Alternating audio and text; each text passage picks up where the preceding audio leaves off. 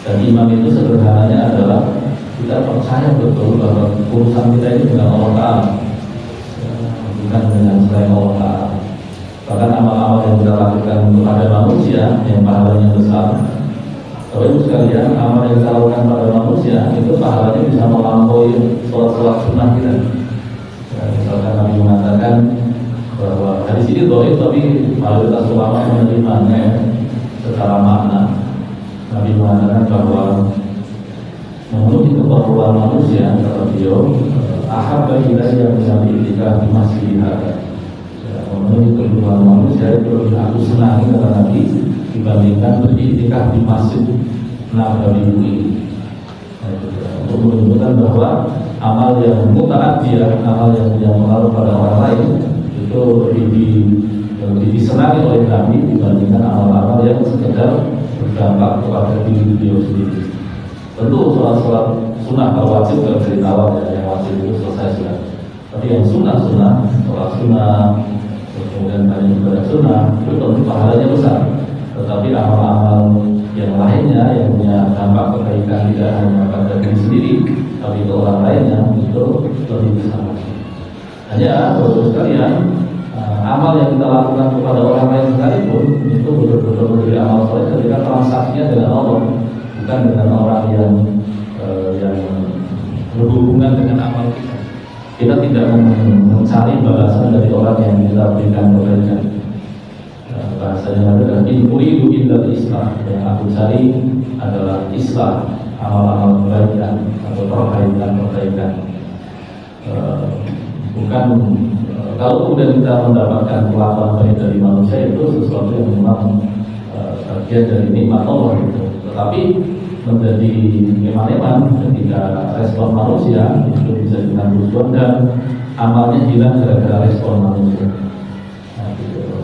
Nah, kita akan menyadari bahwa iman itulah yang membuat kita tahu bahwa transaksi kita itu dengan Allah Ta'ala. Transaksi terbesar kita dengan Allah Ta'ala. Bahkan yang namanya berbakti pada orang tua itu kalau berdasarkan Allah Ta'ala itu menyakitkan sekali. Sebagian orang mungkin tidak punya orang tua yang ideal.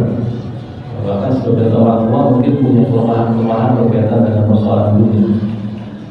Tapi kita temukan bahwa perintah Allah itulah yang menjadi landasan yang paling dasar, paling pokok untuk berbakti pada orang tua.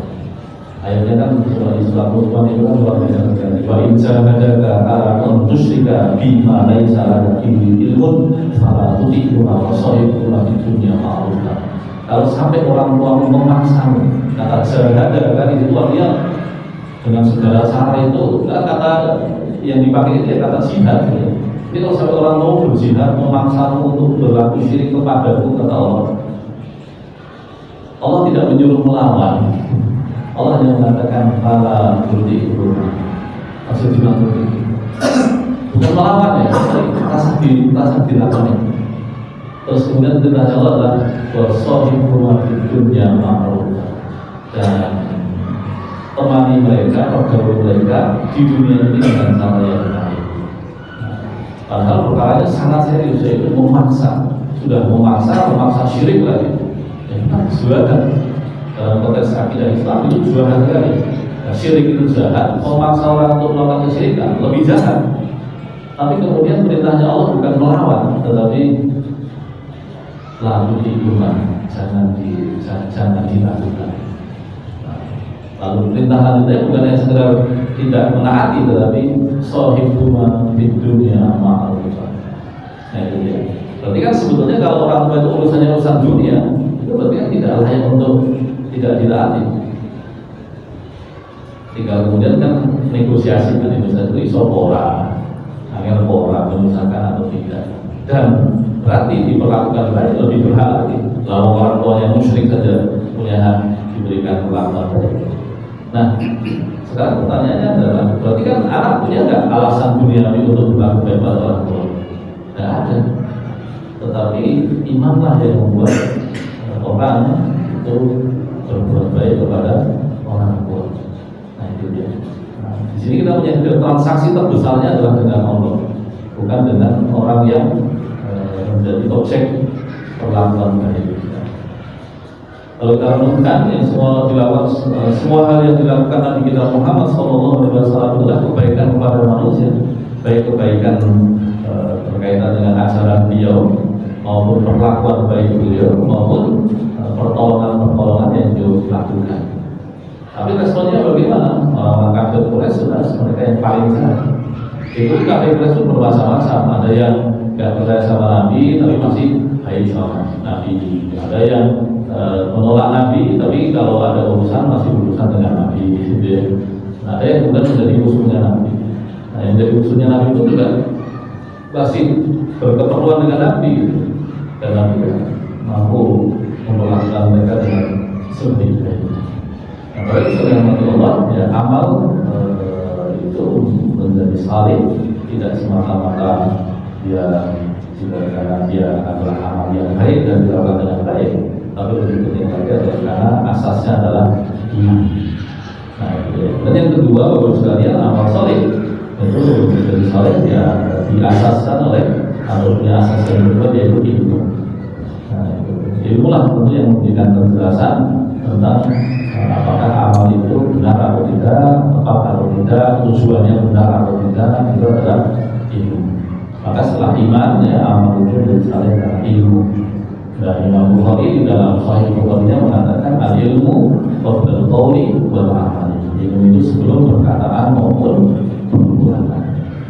Nah, kita belajar ilmu seluas-luasnya bukan semata-mata karena ada gelarnya atau ada gengsinya atau apapun itu, tapi lebih penting lagi karena dia menjadi pijakan dari amal kita. Nah, dan dengan ilmu pula kita tahu bahwa amal itu luas sekali. Dalam Islam, bapak sekalian, amal soleh itu sangat luas. Ya, bahkan amal itu bukan hanya yang lahir saja, tapi ada banyak amal yang sifatnya tidak lahiriah dan pahalanya sangat besar. Jadi ilmu menjadi pijakan kita untuk beramal, sehingga amal itu menjadi amal saleh. Lalu kemudian yang ketiga, bapak sekalian dirahmati Allah, di antara amal saleh yang seringkali terlewat menjadi perhatian kita karena seringkali tidak tampak, tidak kendali gitu ya. Itu adalah amal hati atau amal hati. Nah, kalau misalnya Allah, amal hati ini perlu menjadi perhatian serius kita, lebih-lebih ketika kita bertambah usia, ketika masih muda, masih remaja, masih belum banyak makan asam garam Instagram, asam garam kehidupan itu kepekaan batin itu masih terbatas. Allah menimpakan usia-usia dan pengalaman-pengalaman tidak menggembirakan, itu salah satu fungsinya itu untuk menambah kepekaan batin kita.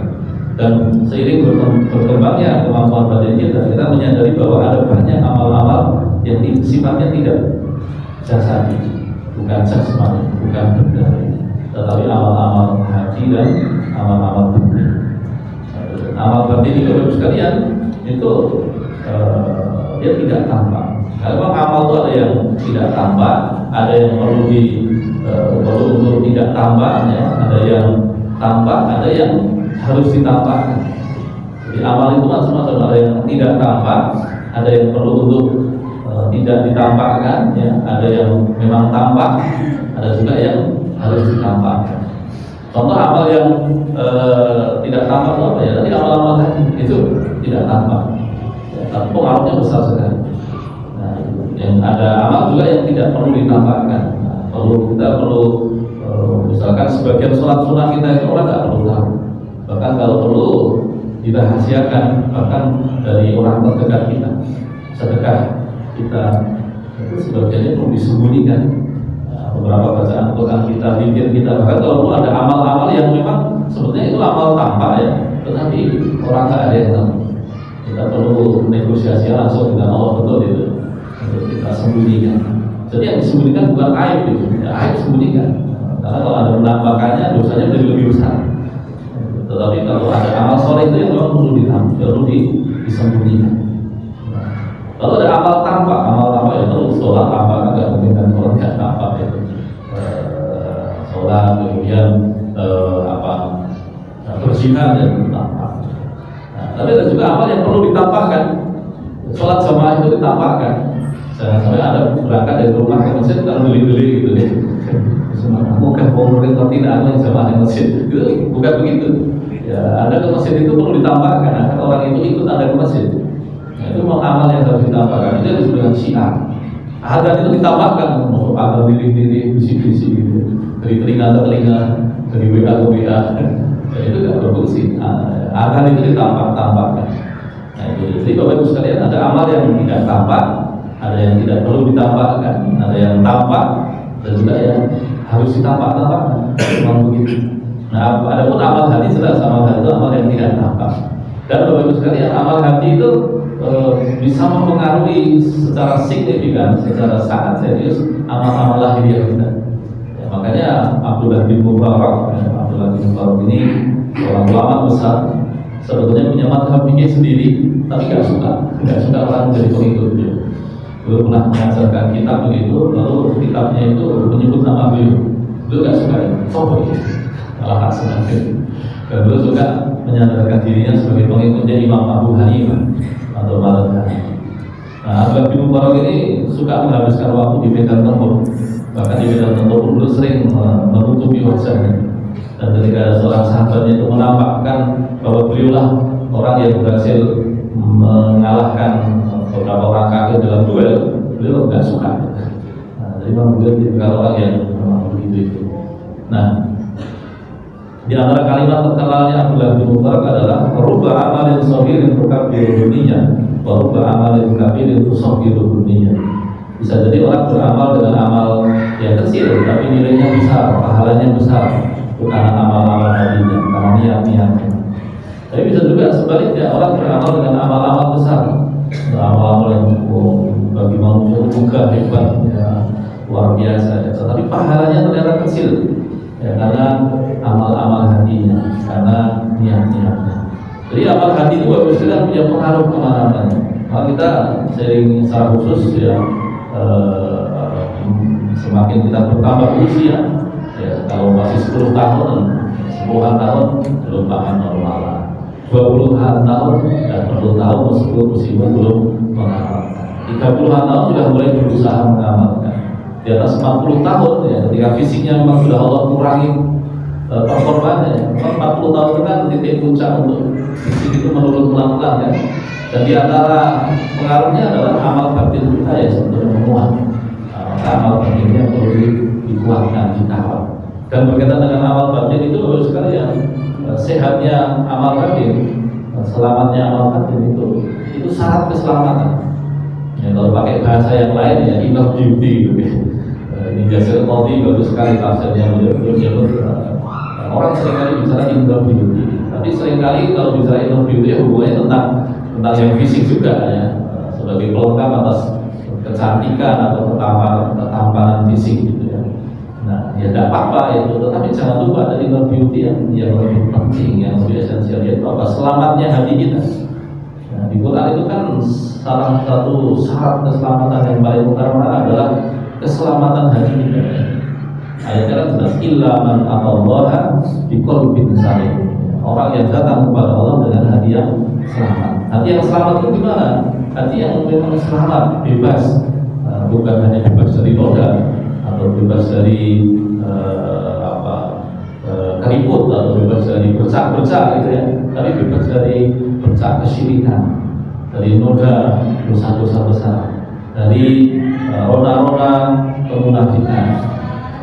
Jadi hati yang selamat itu hati yang memang cantik, dalam artian apa?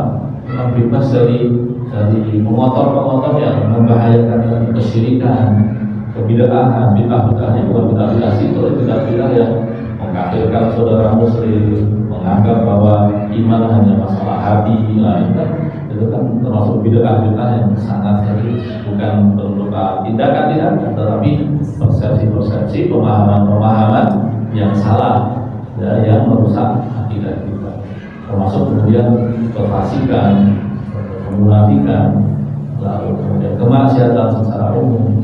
Nah itu dia. Jadi amal hati itu sekali hormati Allah dia sangat penting. Dan amal hati itu sebagiannya berkaitan dengan akidah. Amal hati itu sebagiannya berkaitan dengan akidah, sebagian yang lain adalah berkaitan dengan akhlak. Atau bahasa yang lainnya, sebagian amal hati itu adalah akhlak-akhlak kepada Allah, sementara sisanya adalah akhlak-akhlak kepada makhluknya Allah. Nah, amal hati berkaitan dengan Allah itu apa? Misalkan ikhlas. Ikhlas itu bukan berkaitan dengan kondisi perasaan gitu. Sebagian kita pengguna bahasa Indonesia ini salah paham di dalam menggunakan kata ikhlas. Ikhlas itu bukan kondisi perasaan. Wah, aku ikhlasnya kalau bukan itu. Ikhlas itu berkaitan dengan tujuan, bukan berkaitan dengan kondisi perasaan. Jadi kalau berkaitan dengan kondisi perasaan itu nyebutnya bukan ikhlas, tapi ridho. Bahasa Indonesia-nya rela. Jadi orang Indonesia, orang Melayu ini huruf dha dengan dom biasanya lembut jadi L. Ridho rela, duhur luhur, nador nalar, fardu perlu. Kalau Z itu orang Persia. Ridho itu orang Persia punya rezo, jadi reza. Falsulu itu faldulu, namanya punya falsulu. Karena lidahnya beda. Nah, jadi kata perasaan yang lega, senang dengan sesuatu namanya rela dalam bahasa Indonesia. Itu bukan ikhlas. Memang idealnya orang ikhlas itu punya kerelaan hati yang lebih luas. Nah, tapi itu juga yang paling penting bukan pada kerelaan hatinya, tetapi pada tujuannya. Nah, itu dia. Jadi Allah melatih hati untuk ikhlas itu sepanjang hayat. Nah, semakin banyak perkara yang kita tujukan untuk mencari balasannya Allah, semakin bagus. Bahkan kalau dulu perkara-perkara nggak penting pun golek ganjaran itu Allah. Ya, makan pun kita bukan sekedar pengen kenyang, tetapi mencari pahalanya Allah. Tidur pun bukan sekedar pengen menghilangkan kantuk, tapi mencari pahalanya Allah. Nek perlu ya sing gaya itu, dolanan game loh, dolanan plan kasus zombie ya perlu. Itu niatnya mencari pahalanya Allah. Apakah bisa? Bisa. Nah, disitulah keserdikan orang-orang soleh dahulu, salafus soleh itu di situ. Mereka pandai sekali menata hatinya agar perkara yang nggak penting saja itu dicarikan pahalanya dari Allah Subhanahu wa Ta'ala. Ya, makanya ada kalimat terkenalnya Abdullah bin Mas'ud itu bunyinya begini: ahtasibu naumati kama ahtasibu qaumati. Saya mencari pahala dalam tidur saya seperti saya mencari pahala dalam bangun saya. Nah, bayangkan, begitu turunnya boleh ganjaran. Kalau kita kadang-kadang bangun aja lupa cari ganjaran. Nah, ikhlas itu seperti itu. Nah, adapun amal hati yang lain yang berhubungan dengan Allah, misalnya adalah tawakal. Tawakal itu artinya bersandar. Nah, bersandarnya kepada apa? Nah, kita kalau dihadapkan dengan persoalan itu pasti kan secara alamiah mencari sebab-sebab untuk menyelesaikan perkara. Nah, mencari sebab-sebab penyelesaian perkara itu hukumnya wajib. Mengupayakan sebabnya biar fisiknya sehat, perkaranya lancar, persoalannya selesai. Itu sesuatu yang perlu dilakukan. Nah, itu dia. Tetapi kalau bisa dirahmati Allah, meskipun mengupayakan sebab itu wajib, tetapi bersandarnya nggak boleh kepada sebab. Kita tidak boleh mengandalkan kepintaran kita, mengandalkan kekayaan kita, mengandalkan kekuasaan kita. Nah, mengupayakan sebab itu wajib, menggunakan sebab-sebab secara tepat itu harus, tetapi yang diandalkan adalah Allah Subhanahu wa Ta'ala. Tawakal yaitu kepada Allah Subhanahu wa Ta'ala. Nah, sedangkan amal-amal hati yang berkaitan dengan manusia juga banyak sekali. Bagaimana cara kita memandang manusia? Apakah lebih dominan suka atau tidak suka? Itu perlu dilatih. Di antara ciri orang beriman itu melihat manusia dengan tatapan rahmat. Yang ini bahkan kalau kita melihat dosa manusia, normal mungkin dia tidak tahu, normal mungkin dia masih muda. Jadi karena melihat manusia dengan rahmat ini sebagai cara untuk memancing rahmatnya Allah. Kalau kita ingin diberikan rahmat oleh Allah, kita tidak boleh melihat manusia dengan pandangan adab. Kalau kita lihat manusia dengan semua pandangan adab kan itu orang itu jeleknya itu, orang itu. Jadi sampai katalog kejelekan orang itu punya gitu. Jadi kalau nyebut A, B, C, D itu selalu tahu listnya begini. A, list pemakaian begini, B ini. Sampai kemudian dia lupa untuk menyadari bahwa A itu punya kelebihan apa, B punya kelebihan apa. Ini nanti yang rugi dirinya sendiri. Jadi hatinya itu dipenuhi dengan persepsi negatif tentang manusia, dan dia melihat dunia ini kelam sekali, ini kasihan sekali. Nah, maka dia perlu melatih hatinya untuk melihat manusia dengan rahmat. Oh, orang ini punya kesalahan di sini, tapi kelebihannya itu banyak. Dia pandai sekali melihat kebaikan pada diri manusia. Nah, termasuk di dalamnya adalah menghindari kedengkian. Karena kedengkian itu memakan amal kebaikan kita. Ini termasuk unik ya perkara kedengkian itu. Itu termasuk amal hati yang buruk, yang dampaknya langsung. Orang punya niat buruk itu belum jadi keburukan. Orang pengen melakukan elek itu dari dosa. Tapi orang punya kedengkian dari dosa, padahal belum diekspresikan. Ayat hadisnya kan kama takulun narul hatoban, seperti memakan, seperti api yang memakan kayu bakar. Karena memang asalnya orang beriman itu tidak mendengki. Jangan sampai jadi orang prinsipnya SMS, ya, susah melihat orang senang, senang melihat orang susah. Nah itu karena itu berarti yang error di imannya. Karena hadisnya berbunyi la yu'minu ahadukum hatta yuhibba li akhihi ma yuhibbu li nafsihi. Tidak beriman kalian, maksudnya adalah tidak sempurna iman kalian sampai kalian itu ikut senang ketika orang mendapatkan apa yang dia senangi. Kalau kita lihat orang, kecuali kesenangan itu buruk ya, kita tidak perlu ikut senang. Tapi kalau kesenangan itu baik, misalnya kita pengen A, lalu teman kita mendapatkan A, kita nggak dapat, kok kita nggak ikut senang? Itu berarti ada error, masih ada error dalam hati kita. Nah, melatih hati, membebaskan hati dari dengki itu mungkin cuma diem saja, tapi pahalanya buahnya sekali. Memilah-milah, misalkan kita punya pikiran buruk tentang orang, lalu kita manage tuh. Orang ini yang kurang ini, tapi kebaikannya ini. Ya, semoga Allah ampuni dosanya, Allah Akbar. Menoto hati dan pikiran begitu saja itu pahalanya buahnya sekali. Tapi tidak banyak yang bisa melakukannya, tidak banyak yang bisa mengerjakannya. Karena seringkali mengira itu bukan amal soleh, padahal itu amal soleh yang pahalanya sangat besar. Nah, bagus kalian dirahmati Allah. Saya sudah merasa terteror karena sudah pegang-pegang sesuai dengan sekali tadi saya sudah menghitung waktu saya bisa 5 menit. Kata Masya Allah juga dua. Bapak bisa dirahmati Allah. Nanti kasih cerita selain amal-amal, dan kemarin di awal kita sudah menyebutkan amal lisan dan Luqman Hakim dengan cerita menarik. Ya, ada satu kisah Israel di situ Luqman Hakim disuruh oleh tuannya, coba kamu bawakan daging terbaik dari sembelihan tadi. Lalu kemudian Luqman membawakan jantung dan hatinya. Dan kita kalau di tongseng enak gitu ya. Dan lain waktu tuannya bilang lagi, coba kamu bawakan bagian terselek dari sembelihan tadi. Lagi-lagi Luqman Hakim membawakan jantung dan lidahnya. Nah itu dia.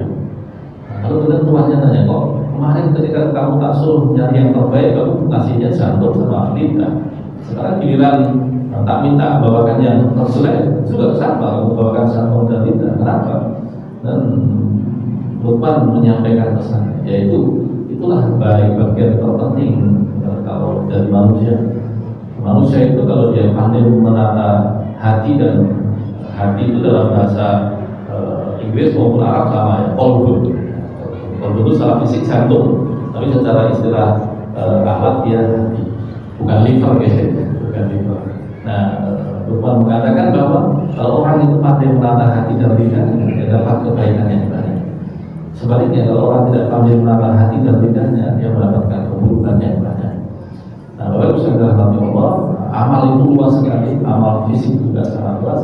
Tapi jangan lupa ada amal-amal yang seringkali kita lewatkan bagiannya, yaitu amal hati dan amal lisan. Dan padahal dari amal hati dan amal lisan itu ada pahala yang sangat besar, bisa melipat gandakan amal-amal jasadiah kita, dan juga bisa menjadi keselamatan kita. Itu yang bisa kami sampaikan, semoga berguna dan bermanfaat bagi Bapak Ibu sekalian dan Allah. Betul. Semoga Allah terima pahala amal-amal kebaikan kita yang sudah kita lakukan, dan Allah berikan energi untuk kita menjalani sisa Ramadan ini dengan sebaik-baiknya.